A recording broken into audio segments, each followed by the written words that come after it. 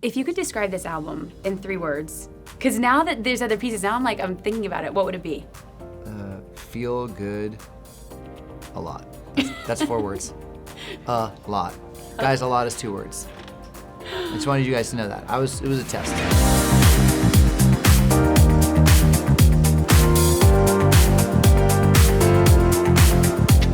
What's up, friends? It's your girl, Emily Curl, back here at our iHeartRadio studios in New York City. And today we're joined by the one and only Adam. Levine is here. Can we go show some love for Adam in our studio? You like that? Adam, welcome. We're so happy to have you here. Right on. It's good to be here. We love having you back at iHeartRadio because that means there's new music. And I'm so curious for you as an artist who has been creating for so much of your life, how do you know when it's time, when you have an idea that you really want to act on? Gosh, I think that it's probably, at this point, I mean, this is our 8th album. So 8th album, 22, 23, something like that years. And I think we've been lucky enough to kind of make records when we feel like it's time to make an album and not get caught in the grind of having to feel like it's always go time or you always have to be making music. Or I don't think that's natural. And I think that, especially for me, I'm not that prolific as far as I don't like to just always be working and writing. So when it strikes and when it feels right, it happens. It's pretty organic and natural, I think. Yeah, and this is the first album in 4 years, Love Is Like. We are so excited. Tell us about what we are going to experience on this album thematically. Well, it's funny, like this album, I think that the way it's almost kind of the opposite of the last record we made, because the last record we made, there was a strange time and COVID was happening, and this feels kind of like post that. It's like back to being able to go on tour and work and sit and talk and have interviews and promote and make music and talk about it and be out there playing it for everybody. It's so fun and feels so kind of like we haven't done that in such a long time. And so that kind of that energy surrounding the songs that we made, which kind of harken back to our first couple albums, and the process that we used the first couple times around, just feels really good. It feels like it's special. I was going to ask you about that because even just it's so cool, when you guys send us over all the press notes of what goes into the album, how you guys made it, and you said this felt like a return to your roots, to some of those earlier days. What specifically about that process was reminiscent of that?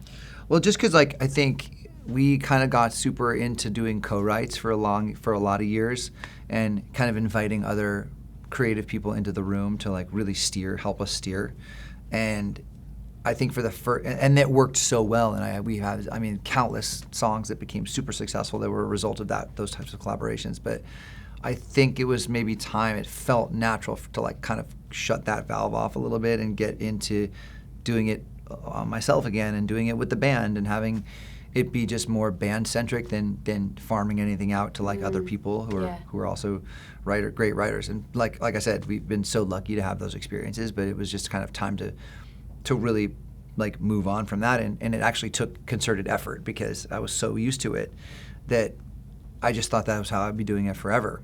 And the band always wanted to go back to this and return to this, and countless friends and people would be like, you should write a record again, and I'm like, I'm good. For years I was kind of I don't know.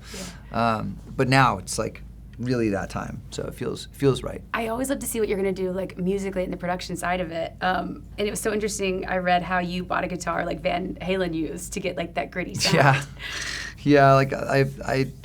It's funny, that guitar is the weirdest thing because you feel like you're playing someone else's. It's so specific to Eddie Van Halen that it's you can't even play it. I feel like I can't even play it well because it was played so masterfully by Eddie Van Halen. So even having a copy of the one, mine's a replica, a shitty replica. It's not a really cool actual Eddie Van Halen guitar. But the 5150 guitar. Was there anything else musically that got you specifically excited? Because I know you like that aspect of it. Yeah, I got super nostalgic and wanted to hear a different sound, not just from us, but and also it was just an experiment. When I first went to the studio, it was kind of just me going, I wonder what this will be like. I haven't done this in a long time. It's been over a decade since I've gone in and just said, okay, here I am, and I'm not getting any help really this time. And that also is taken with a grain of salt because I had help. I had amazing producers, and I had my band, and it wasn't I did it alone. I don't want to paint that picture, but I definitely went in alone to start and was okay, what's going to happen? What's going to come out of me? And I think that some of my best material came out, and it's like I can't even explain what it's like. The stuff that you guys have heard is one aspect of it, but it's got other things going on too. Okay, so let's talk about the stuff that we've heard for a second, and specifically the visuals. So the music videos, All Night, our favorite leading lady is back. Yep. Your wife is starring in this. Tell me about this music video, where this creative idea came from. We were bouncing around ideas, and Erin Moreno is an amazing director and become a really good friend and collaborator. She's awesome. We love her. She did Priceless, and we were like, let's run it back and do this next one. And I just was like, what if Beyonce was like doing the singing? And B loved it. She was so excited. And we just kind of like rolled with it. And I had this like kind of reverse, I call it like the reverse Robert Palmer. Because Robert Palmer made these videos back in the day where he'd be like in this pressed out suit, and then he'd have these like kind of supermodel looking girls playing the instruments and stuff, and I thought that was so rad. So it was like we flipped it on its end, and we became the not nearly as cute supermodels, and the supermodel became the front man. It was a whole hodgepodge of things, but yeah, pretty cool. Yeah, I love that. You guys are such a part of the cultural zeitgeist. I'm curious for you, is there a deep cut in the discography where you're like, oh, I wish this got like a little bit more love or attention, or this should have gotten more? I think that there's a song, which strangely, it's so weird with streaming now, but Won't Go Home Without You is a song of ours that I wasn't particularly, I remember I had such high expectations for that song. Like I had written that song and was just sitting on it and was so pumped to release it, and I'm like, this is gonna be so big, and had big hopes. And it didn't become a hit until it didn't perform the way that I wanted it to. Yeah, no, because I remember that song. I love that song. Well, and now, like, I'm looking up songs to, we're putting a tour together, so I'm like, what are the kids listening to? I'm like, check out what's streaming? What are they streaming of ours?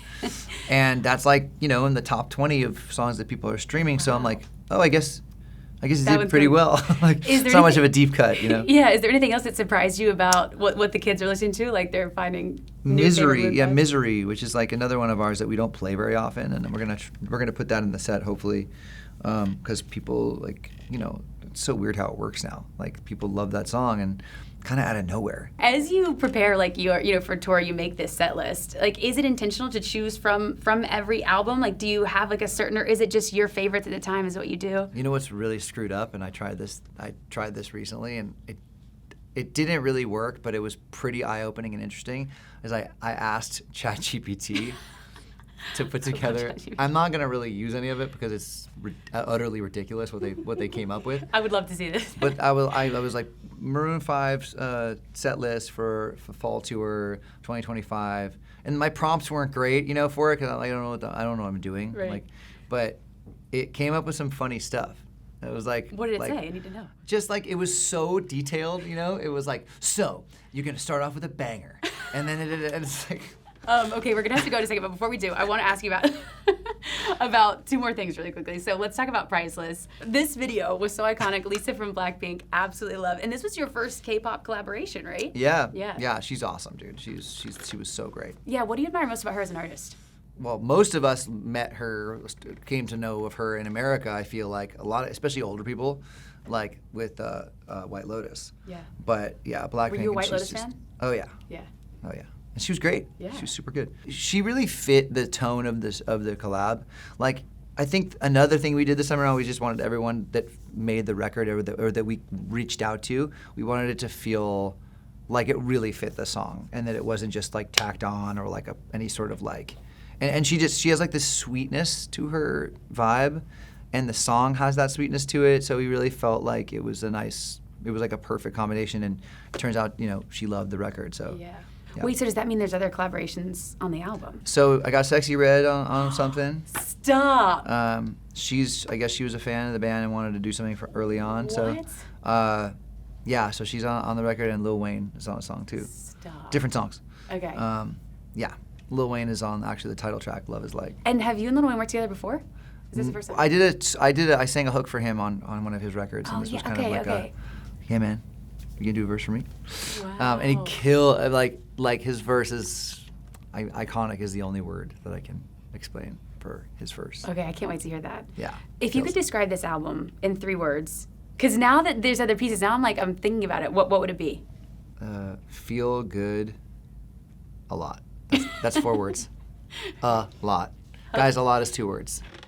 I just wanted you guys to know that. It was a test. Feel good a lot. Yeah. Got it. You passed. We'll see you on stage for iHeartRadio Music Festival in Vegas. We are so excited. What's the best part of playing a festival like that one? iHeart's always been super fun. It's been like a minute since we've done it. Yeah. But it's always fun, and it's always a blast, and it's always wild and crazy and like seat of your pants because there's like 400 artists doing it, so it's like always a crazy time. But it's a fun vibe, and radio shows are fun too because we have so many radio songs that people know, so it's a very comfortable zone for us to be in, and we love it. I love that. We cannot wait to see you on the stage. We can't wait for this album. Can we give it up one more time for Adam Levine in our studio? Thank you so much, Adam, for your time. We can't wait. Awesome, thank you. I appreciate it.